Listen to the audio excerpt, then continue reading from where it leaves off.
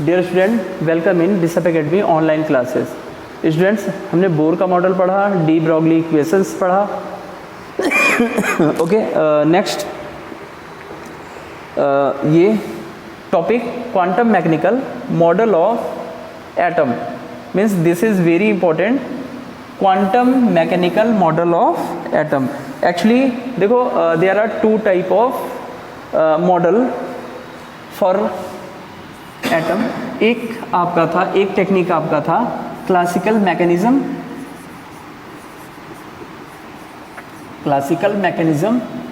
और एक था आपका क्वांटम मैकेनिका,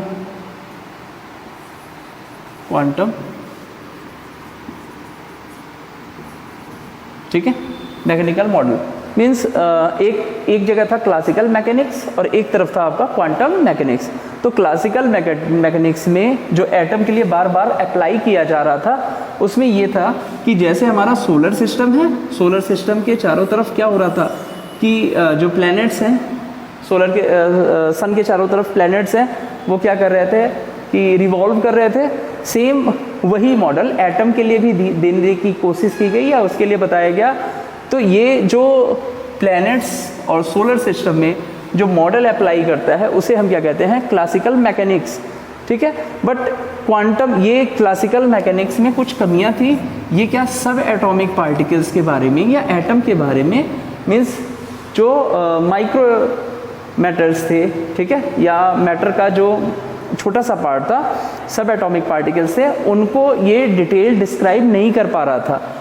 तो जहाँ से आपका डी ब्रॉगली इक्वेशन शुरू हुआ, हाइजेनबर्ग अनसर्टेनिटी प्रिंसिपल शुरू हुआ, श्रोडिंगर वेव इक्वेशन शुरू हुआ, वहाँ से क्वांटम मैकेनिक्स की बात की जाने लगी, ठीक है।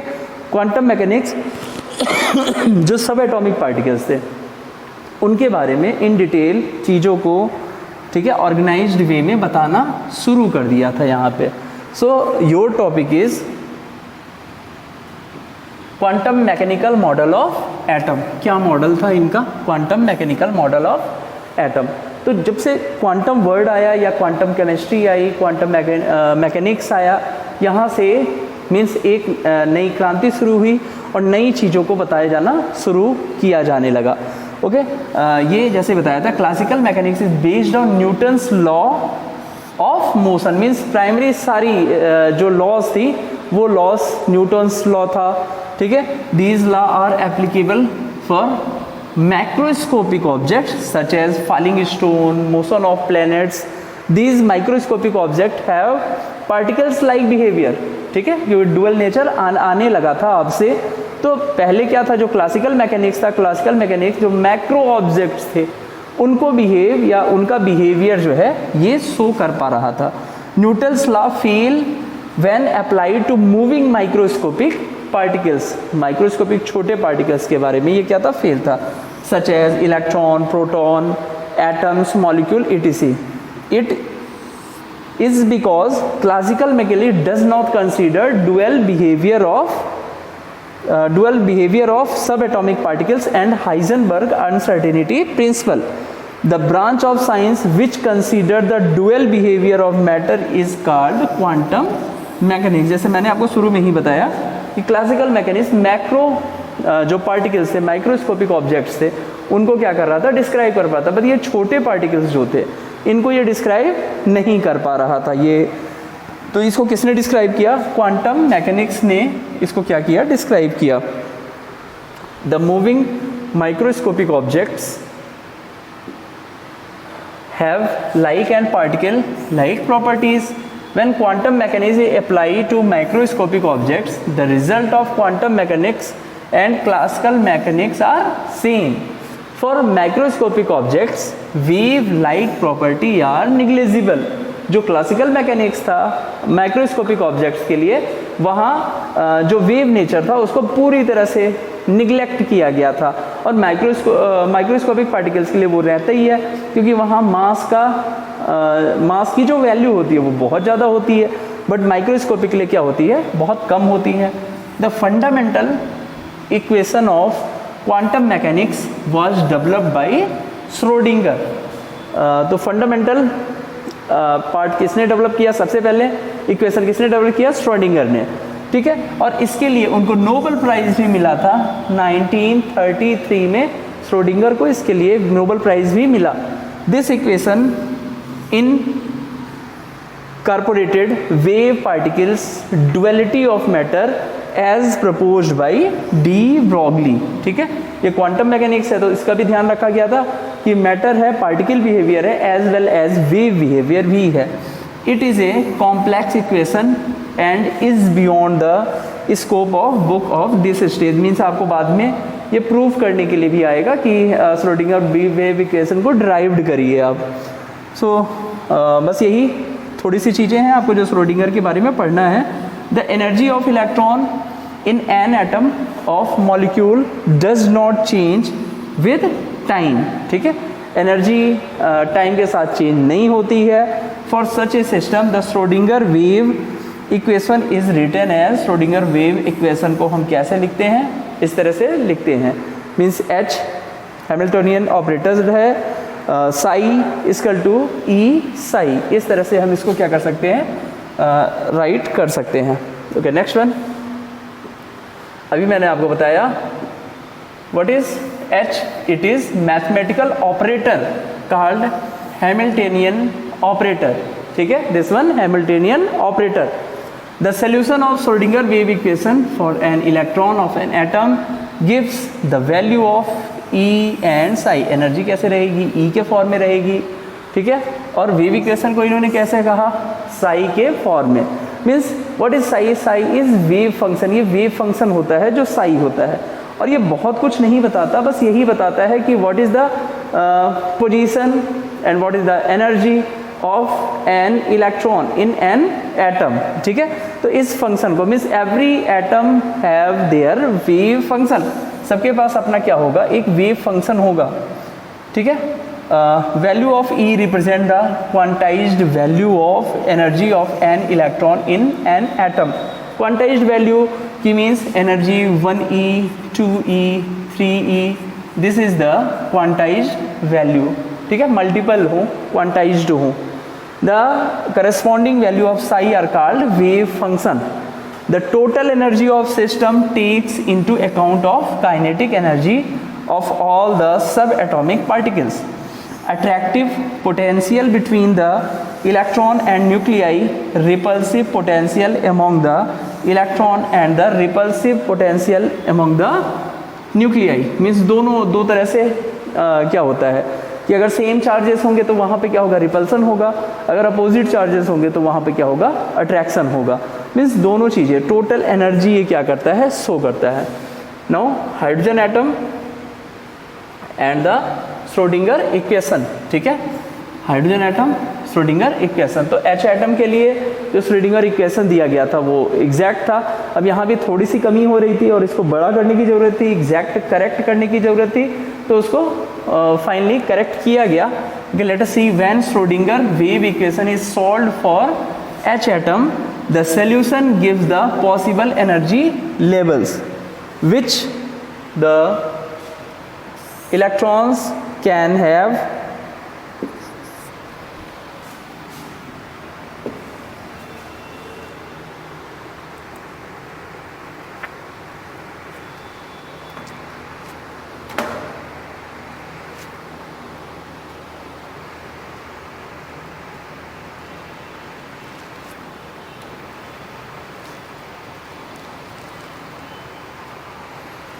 okay.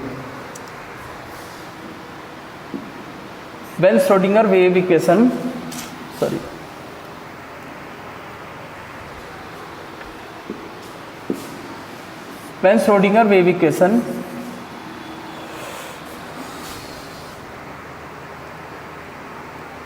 when Schrodinger wave equation is solved for H atom, the solution gives the possible energy level which electron can have in H atom. The value of energy are called eigenvalues. The corresponding value of wave function or psi are called eigenfunction. Means H atom के लिए जब इन्होंने दिया तो उसी को हम क्या कहते हैं? एगन वैल्यूज कहते हैं। और जो फंक्शन होता है इसमें इन्वॉल्व, उसे हम क्या कहते हैं? एगन फंक्शन कहते हैं। Okay, quantized value of energy and the corresponding means they are many types. They are principal quantum number, azimuthal quantum number, L and magnetic quantum number. Means कई तरह से ये होती हैं. वो क्या होती हैं? Principal quantum number, azimuthal quantum number और magnetic quantum number. In detail अभी आपको भी बताया जाएगा, लेकिन श्रोडिंगर वेव इक्वेशन के बाद भी जो इक्वेशंस थे उसको और सॉल्व किया गया. Okay, let us see. It is important to note that application of Schrodinger wave equation is multi-electron atom is difficult. Hydrogen atom के लिए तो वो फिट था जो इन्होंने दिया, प्रिंसिपल, एजीमुथल और मैग्नेटिक. बट अर्लियर जब मल्टी इलेक्ट्रॉन सिस्टम के लिए किया गया तो ये थोड़ा सा टफ हो रहा था. The Schrodinger wave equation can not be solve exactly for multi electron atom. This difficulty can be overcome by using appropriate method. Due to increased nuclear charge in multi-electron system, the orbitals are somewhat contracted. ठीक है, जब multi electron system होगा, जो nucleus होगा, nucleus में क्या होगा, protons होंगे और प्रोटॉन्स की डेंसिटी भी बढ़ेगी. ठीक है, इलेक्ट्रॉन्स होंगे जो बाहर रिवॉल्व कर रहे हैं, उनकी भी डेंसिटी बढ़ेगी. तो यहाँ अट्रैक्शन और रिपल्सन ये फोर्सेस क्या हो जाते हैं, कुछ ज़्यादा लगते हैं. तो यहाँ पे उसकी तरह से वर्क नहीं होगा जैसे हाइड्रोजन में होता है. तो यहाँ पे क्या होगा, ये सिस्टम थोड़ा सा फेल आउट होता है. बाद में इसको इम्प्रूव भी किया गया. Due to increase nuclear charge in multi electron system, the orbital are somewhat contracted. The energy of orbital in one electron system such as H atom, He+, Li2+, depends only on principal quantum number n. The energy of orbital in multi-electron atom depend on n and l. ठीक है, ये सारे words आपको in detail और बाद में बताए जाएंगे कि n क्या होता है, l क्या होता है. Okay, next.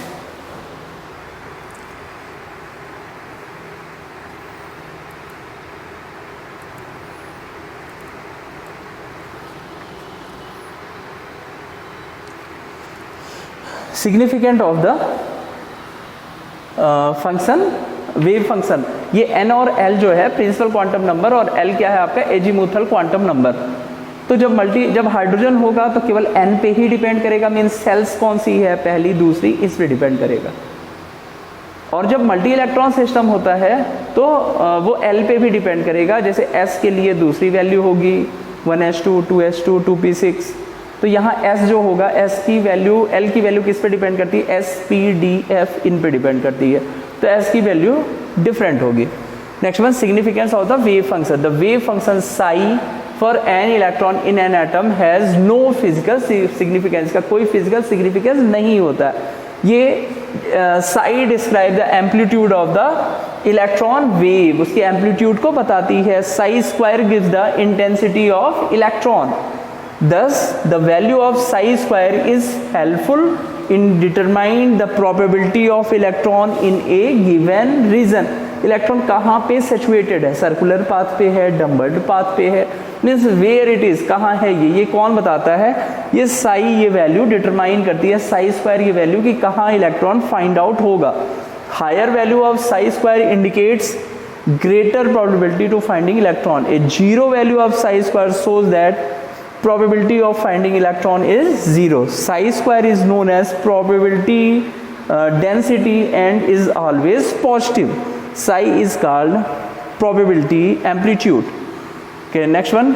Quantum mechanical model of atom is based on Schrodinger wave equation. Important feature of this model are: first, the energies of electron in an atom are quantized. मैंने बताया what is the quantized. तो quantized word कहाँ use किया जाता है कि means जहाँ multiple हो. ठीक है, जो वैल्यूज़ हो, वैल्यूज़ मल्टीपल हो किसके, 1, 2, 3 के मल्टीपल हो. ठीक है, तो ये क्या हो जाएगा, क्वांटाइज्ड हो जाएगा.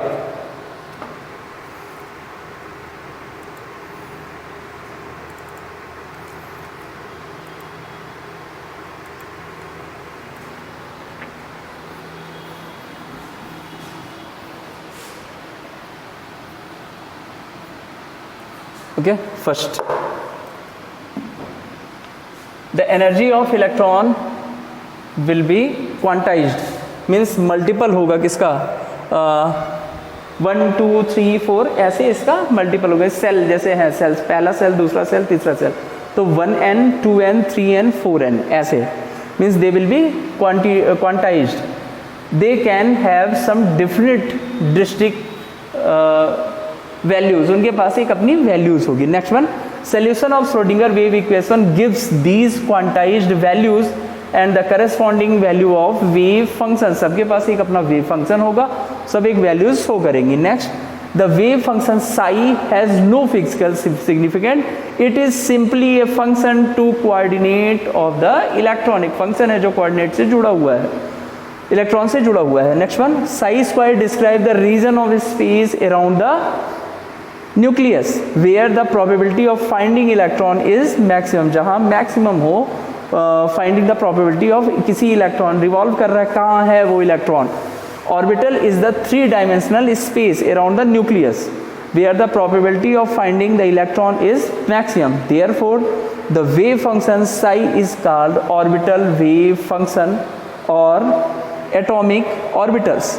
नेक्स्ट वन मीन्स जहाँ इलेक्ट्रॉन रिवॉल्व करेगा उसे हम क्या बोलेंगे, ऑर्बिटल बोलेंगे। ठीक है। Next one, both the exact position and exact velocity of an electron can be determined simultaneously.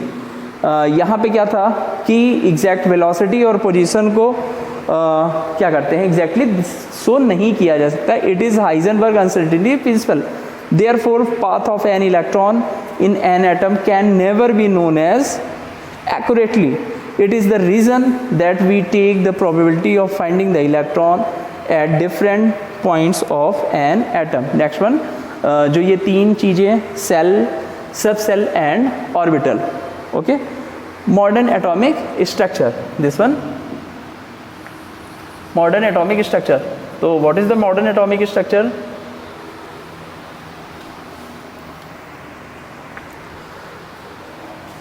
तो मॉडर्न एटॉमिक स्ट्रक्चर क्या था, पॉजिटिवली चार्ज न्यूक्लियस होता ही होता है और जो 3 डायमेंशनल स्पेस होता है, ठीक है, जो इलेक्ट्रॉन चारों तरफ क्या करता है आपका, रिवॉल्व करता है। ये क्या होता है, 2 रीजन्स इसमें फाइंड आउट होते हैं। ठीक है, पॉजिटिव ऑर्बिटल और जो इलेक्ट्रॉन रिवॉल्व करते हैं, अब उसमें सेल, सब सेल, ये सारी चीज़ें इसमें फाइंड आउट होती हैं। ठीक है, ऑर्बिटल क्या होते हैं कि according to the modern views there are no distinct circular orbits around the nucleus. According to Heisenberg uncertainty principle, the precise description of electron path is not possible. कि electron path, precious electron path क्या है, possible ही नहीं है। Therefore, Bohr orbitals have no real meaning. Orbital is a 3-dimensional space around the nucleus where the probability of finding of electron is maximum. So what is the orbital? Where the probability of electron is maximum, that is known as orbital. An orbital can accommodate the maximum 2 electron having opposite spin. ठीक है, एक orbitals के पास 2 spins के electron means एक clockwise और एक क्या होगा आपका एंटी क्लॉकवाइज, इससे ज़्यादा इलेक्ट्रॉन्स नहीं फाइंड आउट हो सकते हैं। ठीक है, S, P, D and F orbital 4 होते हैं, S, P, D and F. Means सबसे पहले तो आपका ऑर्बिट आया, अब ऑर्बिट के अंदर क्या होगा, ऑर्बिटल्स होंगे, तो 4 टाइप के होते हैं। These orbitals are different shape. The shape of s orbital, p orbital, d is spherical. ये सारे शेप आपको समझाए जाएंगे। s कैसा होता है, स्फेरिकल होता है, p कैसा होता है, डम्बल्ड शेप होता है, और d जो होता है वो क्या होता है आपका डबल डम्बल्ड शेप्ड ऑर्बिटल होता है। ठीक है, इसे s orbital, all other orbitals have directional character. S के अलावा जितने भी ऑर्बिटल्स होते हैं सब डायरेक्शनल होते हैं, मीन्स उनके एक्सिस भी होते हैं, X axis, Y axis, Z axis, उनके एक्सिस होते हैं। क्योंकि एस जो होता है वो स्फेरिकल होता है और स्फेरिकल में हम एक्सिस को वेल डिफाइंड नहीं करते कि वो सारे एक्सिस पे रहेगा, हर एक्सिस पे रहेगा, इसीलिए क्या कहा गया है कि एस के पास क्या होते हैं, एक्सिस नहीं होते हैं। N orbit consist of subshell and subshell contains orbitals. ठीक है, ऑर्बिट के पास क्या होते हैं, सबसेल, और सबसेल के क्या होते हैं, ऑर्बिटल्स होते हैं। Orbit cells and subcell are also called principal energy levels and sub energy level of electron respectively. Next one, subcell. Subcell are represented by s, p, d, f. Maximum number of electron s, p, d, f of subcell may be 2. s के पास कितने होंगे 2 electrons, p के पास कितने होंगे 6 electron, d के पास कितने होंगे 10 electrons और f के पास कितने होंगे 14 respectively. Since n orbital can have at the maximum 2 electrons, the number of orbitals s, p, d of f, s के पास कितना होगा 1 orbital, p के पास कितने होंगे 3, d के पास 5 and d f के पास कितने 7. These orbitals differ in their orientation. They are represented as shown given below. As you can see in p subcell px, py and pz. Here it is, p के पास कितने हैं px, py and pz. ऐसे ही d के बारे में बात करेंगे तो dx square minus Y square, dxz, dz square, dyz and dxy. The 7 orbital of subcell represent by f. f के पास क्या होंगे fx, x square minus Y square. Now it is fy, x square minus Y square, fz x square minus Y square, f x y z, f z cube, f y z square and f x z square. तो ये f के orbitals हैं कितने हैं 7 हैं total. ठीक है, तो इस तरह से ये d ऑर्बिटल. s के पास क्या होगा ओनली 1 ऑर्बिटल. ठीक है, अब यहाँ थोड़ी सी ये चीज़ हमको समझनी है कि जो ऑर्बिटल्स होते हैं they are with same energy. ठीक है, इनके पास ये p है, p के एनर्जी लेवल सेम रहेंगे, बट s जो है s का एनर्जी लेवल सेम रहेगा. बट अगर d की बात करेंगे तो यहाँ पे क्या होता है एनर्जी लेवल का डिफरेंस होता है. dx square minus Y square और dz स्क्वायर, ठीक है, ये दूसरे लेवल की एनर्जी रखते हैं, while dxy, yz and zx ये क्या होते हैं डिफरेंट लेवल की एनर्जी ये क्या रखते फाइंड आउट करते हैं रखते हैं. Next one, shell. What is the shell? Shell और ऑर्बिट ये एक ही वर्ड है. तो यहाँ पे क्या होता है कि इलेक्ट्रॉन जिन सर्कुलर पाथ पे क्या करते हैं रिवॉल्व करते हैं उन्हीं को हम क्या कहते हैं सेल कहते हैं या ऑर्बिट कहते हैं. तो shell of an atom are represented by the letter K, L, M, N. Bohr के मॉडल में आपने पढ़ा होगा कि सबसे पहले न्यूक्लियस है, न्यूक्लियस के बाहर के, एन इजकल टू 1, फिर L, n is equal to 2, m ऐसे ही इन given number 1, 2, 3, 4 etc. Is the number of the shell increases, atomic radius of atom increases. Number of shell जैसे जैसे बढ़ेगा वैसे वैसे जो एटॉमिक रेडियस होगा, ठीक है, क्योंकि एक सर्कुलर पाथ पे नियर अबाउट सर्कुलर पाथ पे वो क्या करते हैं रिवॉल्व करते हैं. तो अगर के, एल, एम, एन की वैल्यू इस तरह से बढ़ रही है इट मीन्स रेडियस भी क्या हो रहा है ऐसे ही धीरे धीरे बढ़ रहा है. Okay, thank you for watching. In next video we will discuss in detail what is the quantum number. ठीक है, principle there are different type of quantum numbers. Thank you for watching. For any doubt and queries message me in Google Classroom.